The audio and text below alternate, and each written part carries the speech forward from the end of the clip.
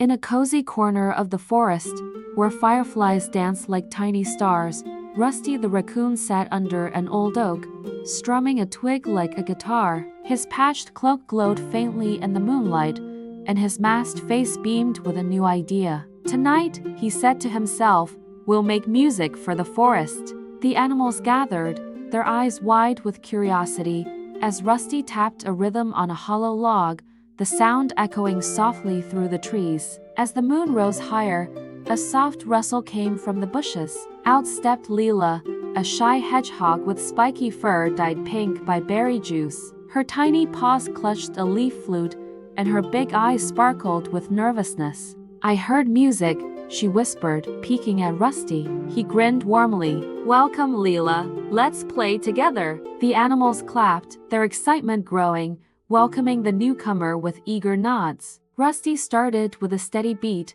his twig guitar plinking a cheerful tune that bounced off the oak's bark. Lila hesitated, then blew a gentle note on her flute, her spines quivering with each breath. The sound blended beautifully, like a breeze through leaves, and squirrels began tapping their tails while rabbits hopped in time. But from a high branch, a grumpy owl hooted loudly. "Too loud for my rest," he squawked, ruffling his feathers. Rusty paused, tilting his head thoughtfully. "Let's try softer," he suggested kindly, his voice calm.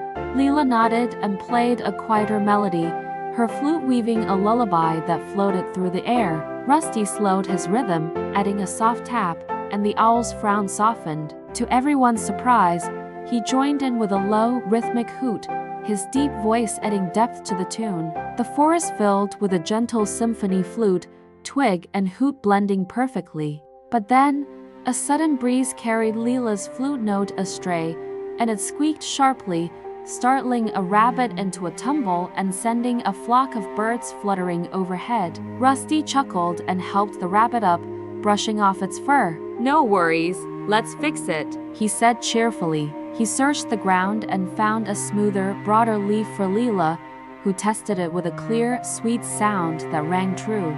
The owl hooted his approval, and the music flowed again. Lila's confidence grew, her spines puffing with pride as she led a little dance tune, twirling in place. Rusty tapped along, his tail swaying, and even the owl bobbed his head, his earlier grumpiness forgotten. As midnight neared, the forest glowed brighter with fireflies, drawn by the music's magic.